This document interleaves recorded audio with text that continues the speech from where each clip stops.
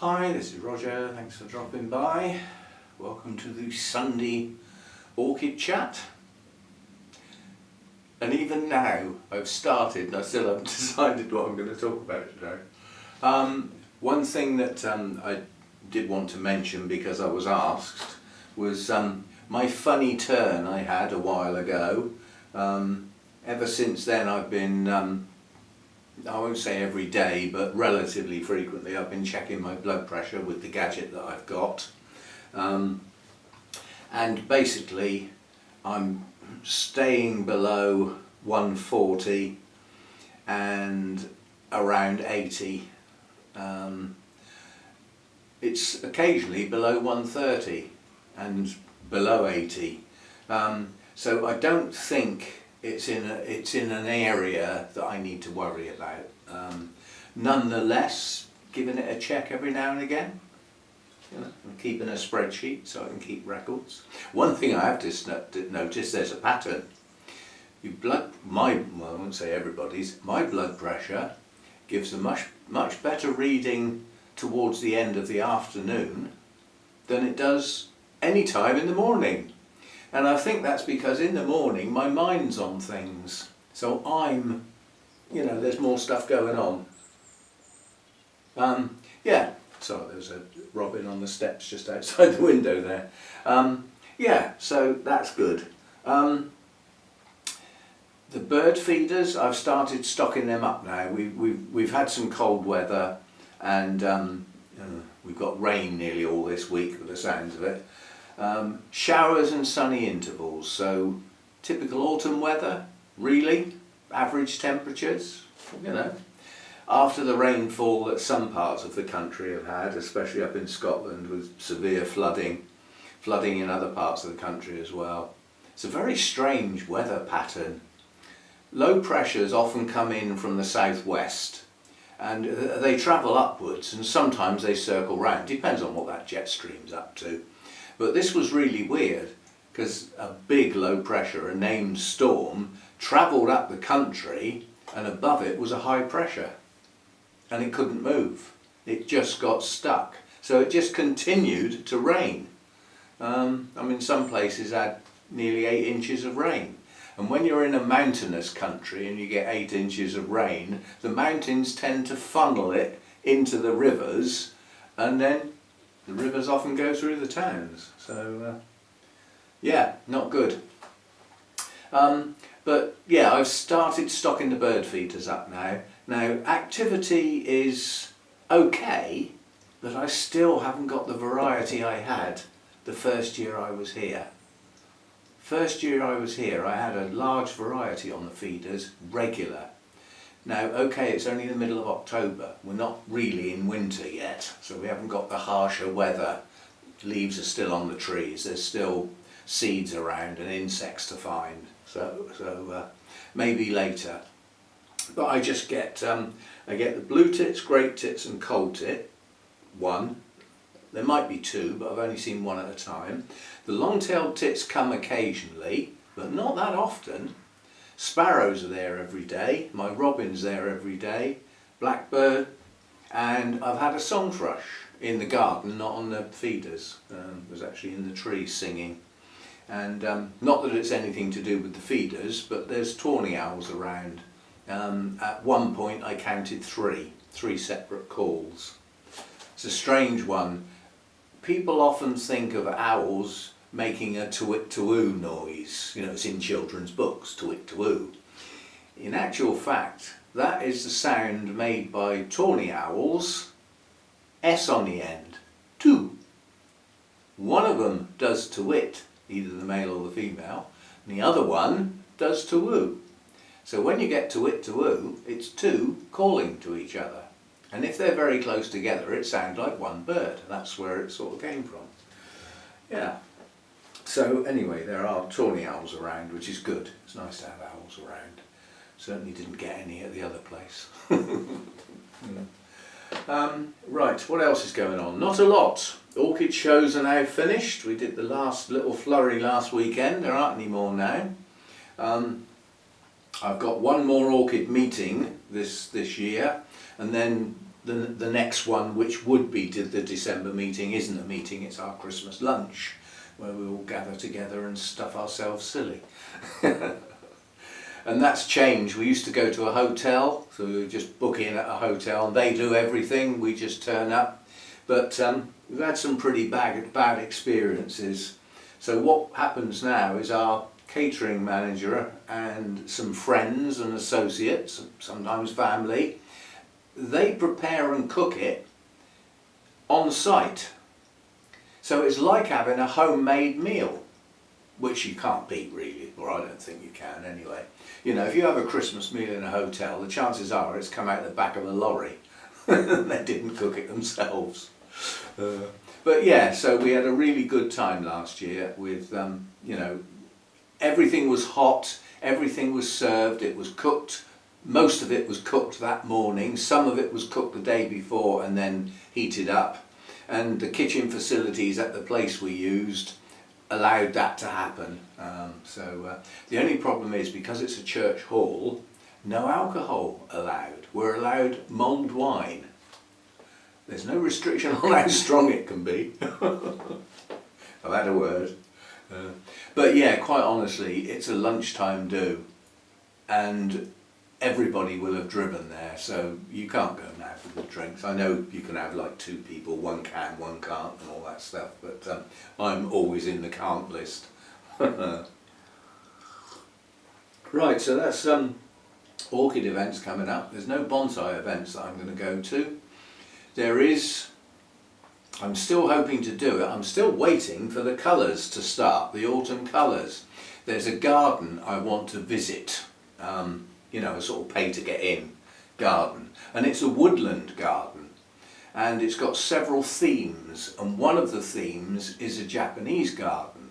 Yeah, so it's got the, you know, the building with the flicky up corners and the little red bridge and water with koi carp and maples, and I think that would be a good place to go and film in the autumn when the maples change colour. And I don't know what's going on this year, but it's everything's, my maple outside here, if I just twist the camera slightly, you can see the colour through the glass. Yeah, that's my maple out here, and my bonsai maple haven't changed colour yet, they're still green. That's not quite right, is it? Somewhere there. Yeah, so I'm judging those as my bonsai maples turn and get their autumn colour. Plus there's the golden larch has just changed, literally in the last couple of days. That's that cold weather. But I'll hopefully visit that as an autumn visit. I mean, the video of it will be on the gardening channel, but I would mention that it's there because it's a trip out, you know, so probably be of interest. But that's my only planned trip out at the moment. I'd like to go to Wisley for the autumn colours, but there's serious roadworks at Wisley, and what I need to do is check the effect they're having, because the road that goes past Wisley is the A3, and it crosses the M25, which is the London orbital, and Wisley is just before that junction, and it's a big deal junction at the best of times. It tails back, it always got problems there, and they're doing a major revamp of the junction. So there's roadworks on the junction on top of it not being being a very busy junction, not being very efficient.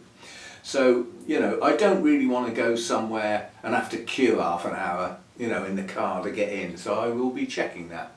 But that would be another visit to try. I've got a ticket that gets me in half price, so it wouldn't be a ridiculously expensive day. They have a new orchid house at Wisley, relatively recently opened, so that would be part of the visit. And the other part of the visit would be the grounds, specifically the autumn colours and things like that. So I'd get videos out of it, so that would be good. Weather dependent, although a lot of the stuff at Wisley is under glass, the walking around to get to it isn't. I don't do soaking wet, so it's weather dependent, but our weather forecast is good enough to actually say that this day is going to be dry and sunny. Yeah, so we can go by the weather forecast, and I can do that as a spur of the moment thing. Both of those trips would be weekdays when they're not that busy. Yeah, both places have got somewhere to eat, you know, so have some food while I'm there, while I'm out. Right, so that's sort of what's going on and what might be going on. What's going on in here? The lights are being used every day now, depending on what sort of day it is. If it's a day where the sun's out towards the end of the day, then the lights go on about 5 o'clock at the moment, and they go off at 8 o'clock because it's fully light at 8 o'clock in the morning, so that gives me my 12-hour day length. Yeah, why don't you shout a bit louder, and the whole road can hear? Yeah, so we've got the lights going on like that. If it's a dull, dreary day, then I tend to turn them on a bit earlier, sort of 4:30. They still go off at 8 o'clock. Now at the end of the month the clocks change. Well, all that does is move the clock time back. It doesn't change the effect. And gradually the length of time they're on will get longer, yeah, to keep that 12-hour day length, because it will be getting light later in the day, therefore shortening it and getting dark earlier as well, as it does every year. So I'll be adjusting the lights accordingly. And I can't tell whether it's working, whether it's doing any good. I really can't. Hasn't been going long enough. The idea is to keep things growing, yeah? Which means keeping the day length up. Now obviously most orchids are quite slow growers relative to other types of plants anyway. So to tell whether something is carrying on growing is difficult. All I'm going to do is try it, yeah, and see what effect we have. Now the other thing is, I'm going to take the camera down now because I've got some blooms to show you as well. So we will have some wobbling around while I get the camera down. Seasick time. I always try and do it gently, but I've got to get my hand in the strap. Right, now outside here is a set of shelves. That's what the cymbidiums lived on, yeah, through the summer. Not most of them, not all of them. Some of them lived on the lower shelf of that bonsai staging over there. But that shelf is now redundant as far as cymbidiums are concerned. But just have a look over here. We've got a gap there, little gap there, and another gap there. Now have another look at how wide those shelves are. Those shelves, if these squashed up a bit, those shelves would fit in here. What good would that do? It would bring another shelf up near the lights. Yeah? Now, this light up here only points at these shelves here. Yeah? And obviously, the Restrepias don't need any more light. But, here's the thing. Is it a consequence of them getting some of that light that we've got blooms popping up? Oh, and I need to talk about that one on the end as well. Yes, so that light does those shelves, yeah? This light is trying to do all of that, okay? So if these shelves moved up there and filled that gap, some of the plants would then come under this light, just that bit. And then this would come up here, and if the smaller shelves from outside went in that gap there, given that they are a lower shelf, they're more like, well, they are exactly the same as that shelf. You can see the height there, so, you know, it would be about that high, which means it's a fair way away from the lights from here, but it would get that. That would drop down there. So that top shelf would get enough light to have an effect, but not the strong light that I would use for, you know, things like the dendrobiums up here and stuff like that. But things like Masdevallias might appreciate the day length and that little bit extra light.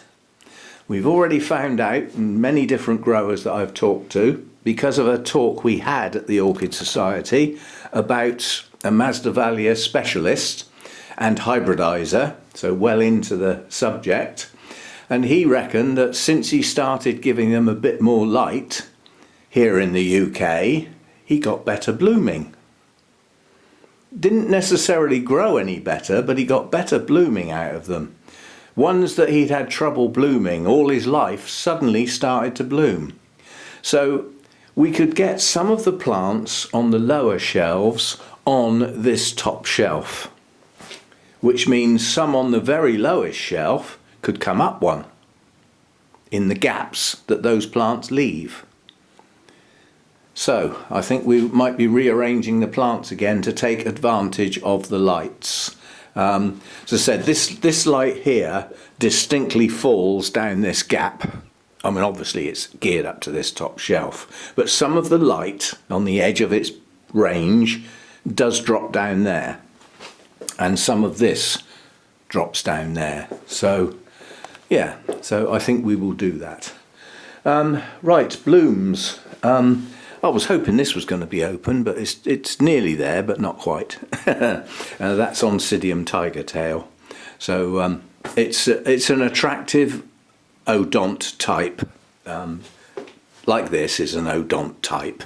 I just call them odont types because of their basic shape and their patterning.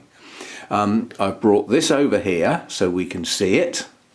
So it's in amongst my flowering blooms. This is the nobly with the giant blooms that the kikis are off to carol, and that is highly likely to be done tomorrow, even if it's raining, because I'll just take the car. But as you can see, this is one of the kikis. These are large kikis, you know, with decent roots. The other one's over here. So those two will hopefully be on their way to carol either tomorrow or on Tuesday, whichever one, you know, whichever one I get round to, and that's the blooms. Yeah, so that's the colour and the size and shape. I think it's the largest nobly bloom I've ever seen, or nobly type, and it has got a name. It is actually Sweet Pinky Momoko, so it's even a named variety. So those two are off to carol, and we've now got a reasonable showing of blooms on that. See, this one, the blooms are so big it doesn't need many to give a good show. Yeah. Anyway, that's that one. Over here we have a regular performer. This is Dendrobium infundibulum. It's not open flat yet. It will open flat. It's only just opening. It's another bud behind it, and for the first time ever I've got buds part way down the cane. There's a pair of buds down here. Now that hasn't happened before, but it looks like it might be happening over here as well. I can't remember whether that's been there a long time or not. But this is an incredibly tall plant. These canes are 1 metre long. So it's not top heavy, but it's very easy to knock over. Now that needs moving because that's actually touching the glass. Just move it round so that it's on the plastic. We're going to get colder weather. Now I brought it down here. This normally lives up the back there, but the blooms are in the roof. You know, they're nearly touching the roof. So by putting it on a lower shelf, I get to see it. So that's that one. These are nearly there now. This is the tiny little Oncidium cheriphorum. These are tiny flowers, but they're nearly there now. They are incredibly slow, these spikes. So that's that one. And then over here, that Coelogene I came back from Burnham's with the big bud has opened. And I don't know whether this is going to show the colours nicely. These are strange colours. They look subdued, but they warrant closer inspection. because this is a gorgeous flower. It's got frilly bits and it's a sort of salmon colour, and the sepals are almost transparent. You can almost see through them now that the bud's opened. So yeah, very attractive flower, very attractive indeed. No fragrance. There are some highly fragrant Coleogenes. So I was distracted. I've just seen something else out the corner of my eye, which we'll have a look at. But that spike's got a second bud, and then there's another new growth tucked behind there that's actually got a spike on as well, which at the moment only has one bud, I think. So we'll get a succession of blooms on this. But I'm pleased with that. That's a nice colour. And that is Speciosa variety Burnham, so named variety. And what I was caught my eye, just get that lump of metal out of the way, is this. Is that going to bloom? I don't think that is an old sheath. It's woody, so maybe not. I mean, the latest growth has a nice sheath on it, but this is a dendrobium that's never bloomed. It is. It's got a name. It's desperately trying to strain my neck to see what it's called. Oh, it's Aussie Sweetness crossed with Tapiniense.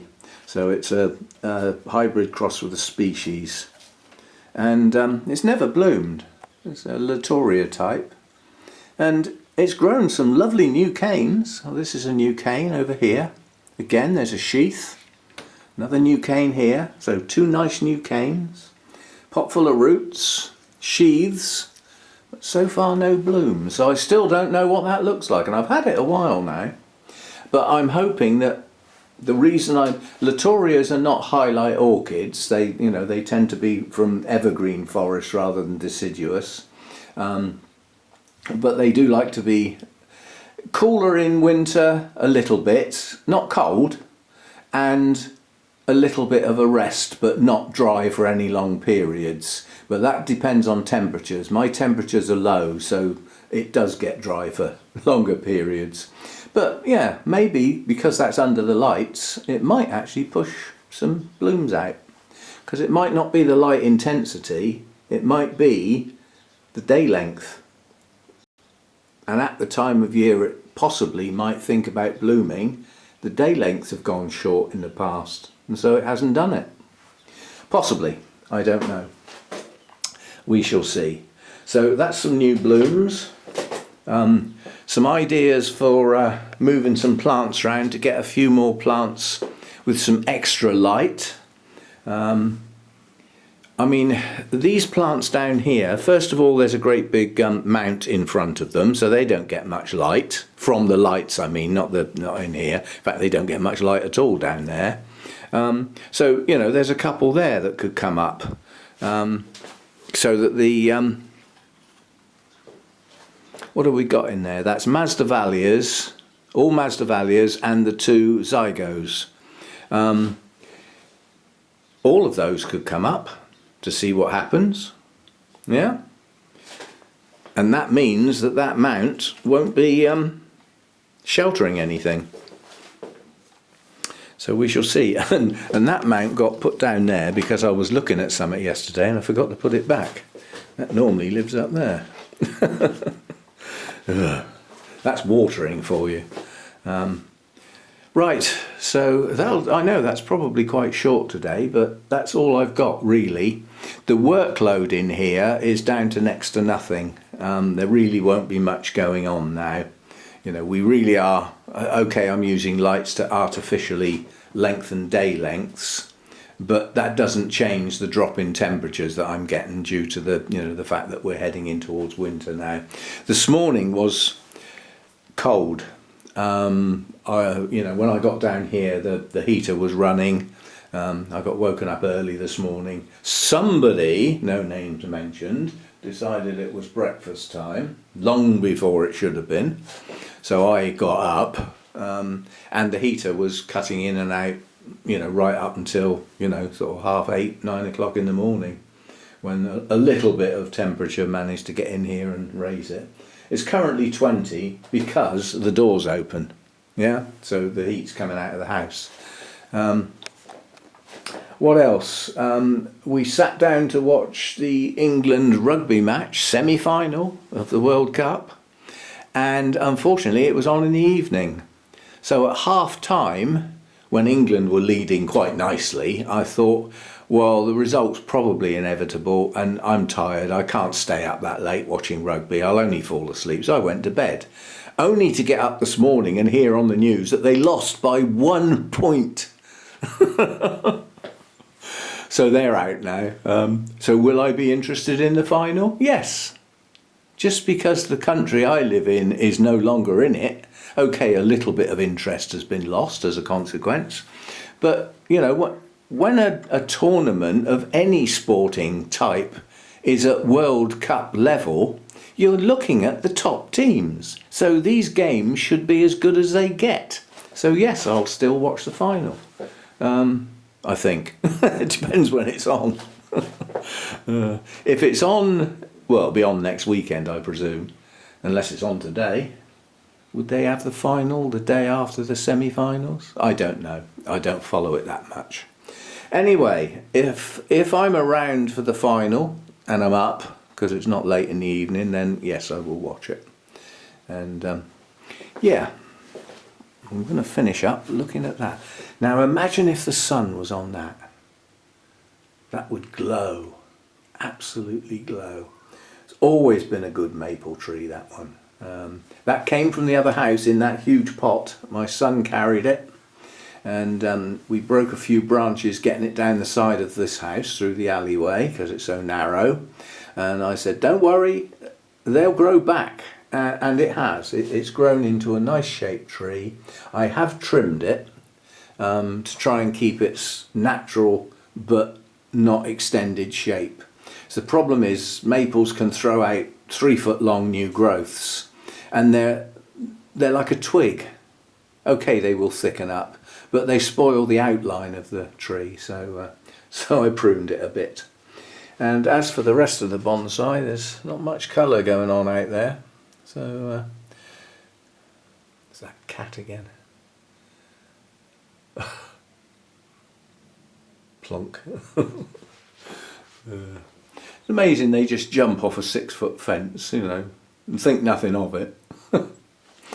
If you compare the height of a cat and the 6-foot drop that cat's just done, how high would that be, the human equivalent? That would be like jumping off a 2-story building.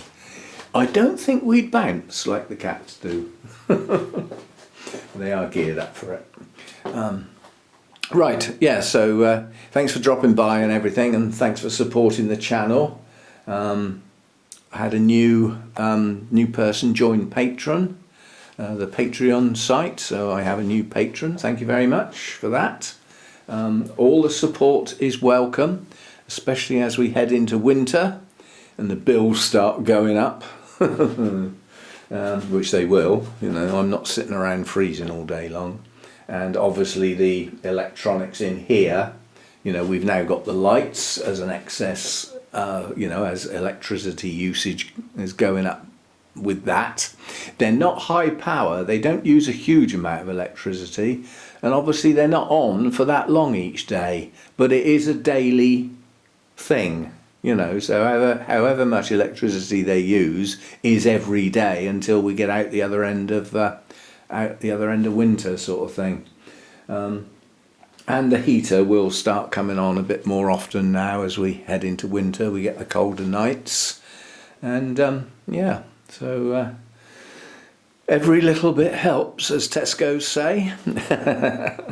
and it's true. I'm on a fixed income basically. The only variable income is from this channel, and we've got what YouTube donate. Well, donate. Let's change that word from donate to reluctantly give up, because that's how I think they look at the amount of money they give to the creators. They reluctantly part with it, because I bet they'd prefer not to. But then they possibly wouldn't have many creators if they went down that path. They do take a high cut though. Anyway, thanks for the support in whatever shape or form. The simplest and free support is to watch the videos. Leave a comment, great. Yeah, do the thumbs up, great. But watching the videos is the support. That's how YouTube likes to see a channel working. It likes to see people watching the videos. The number of subscribers doesn't matter that much anymore to YouTube. It really doesn't. And it's some strange figures for you. My gardening channel is relatively new, and that's doing okay, by the way. We've got 430 something subscribers out of 500, so that's getting there. And the watch hours is up over 1700 now, on its way to the 3000. So it's progressing. It's okay. Now, if you take the number of subscribers, yeah, which is 430 something, and when I load a video I get somewhere between 150 and 200 views, which is what YouTube likes. It likes the views. So it would seem that heading up towards half of my subscribers, as a statistic, watch the videos. Now, that might not be the same subscribers watching the videos all the time, but it probably is. Well, there's certainly a high percentage. Now you come back over to the Orchid channel. 14,500 subscribers. And how many views do I get? A good video would get around 1,000 or maybe 1,100. A not so popular video, 500 or 600. So the percentage of my subscribers on the YouTube channel that watch is an awful lot lower. Why?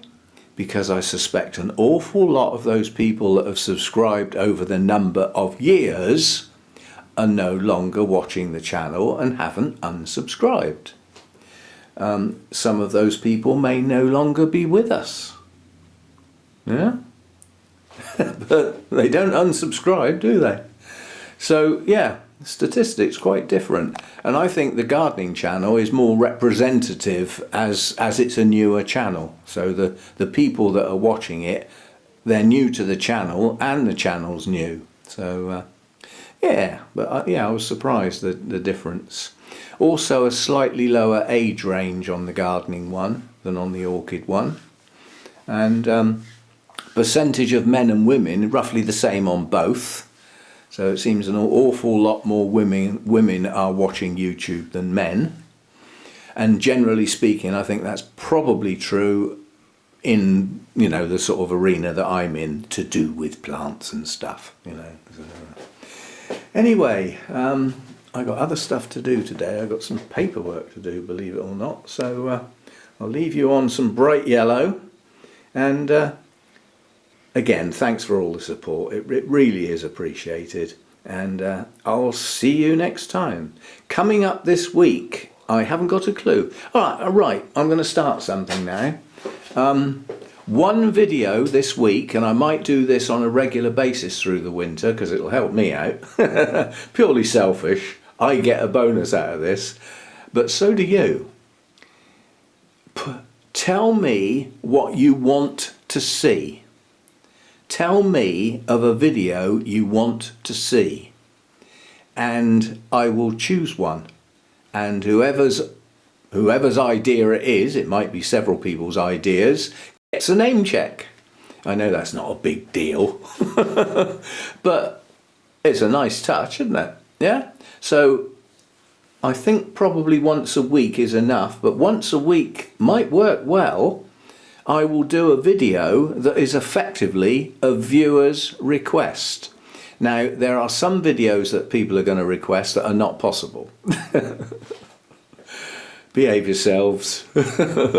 But yeah, it has to be practical, it has to be possible. Yeah, and it has to be something to a degree that I think others might like to see. So I will be selecting which one, but it will be a viewer's choice video. And as I said, whoever gets to get chosen will get a name check. And yeah, so that's one video this week sorted. Obviously make your selection in the comments section. I do read them all and they all get an answer if there's a question there, or even if it's only thanks, every comment gets looked at and read. And we've got our Project Orchids on Friday. Tomorrow, Monday, I will probably miss a day. I often treat Monday as my day off. You know, that's my one day a week when I don't do videos. I do sometimes if something pops up, but probably a rest day. And we'll see how it goes. There will be other stuff to film, I'm sure. But a viewer's choice video once a week through the winter period could be a good thing to do. And this time I really will. See you next time. Bye for now. And the bit on the end. I've been missing the bits on the end recently, but this was something that should have been incorporated. I just forgot, basically. When I was talking about bringing these shelves in to actually go there, to get a top shelf with some more plants under the lights, there's a reason why it hasn't been done, and the reason is just simply the little trays that I use as feet guards that stop the floor getting marked or scratched. I've run out. I have 0 left, literally. So I've ordered some. They will be here during the week, but that's what's stopping me doing it. If they arrive in time, then we could have a video shuffling the plants around and the logic of why plants are getting moved and everything like that. And if I did that later in the day when it's starting to get dark, perhaps I could do it with the lights on, so you actually see the effect, you know, the light on the leaves of the plant. So that might be nice. And the other thing I forgot is adding a joke on the end. Now, I'm not doing that on every single video, but on the Sunday one, it might be a nice thing to have a joke on the end. And being purely selfish, hopefully that means people stay till the end. Anyway, this is, please don't take this as a dig, but I know some people will. I know one in particular will. Right, so this is aimed at a country in particular, not a particular country, but a country that's changing from the imperial system to the metric system and the sort of problems that could cause. So, guy goes into the shop and he says, "Can I have £5 of potatoes, please?" And the assistant says, "They're kilos now." So he says, "Well, I'll have £5 of kilos then." No, I'm not having a dig. Much. See you next time.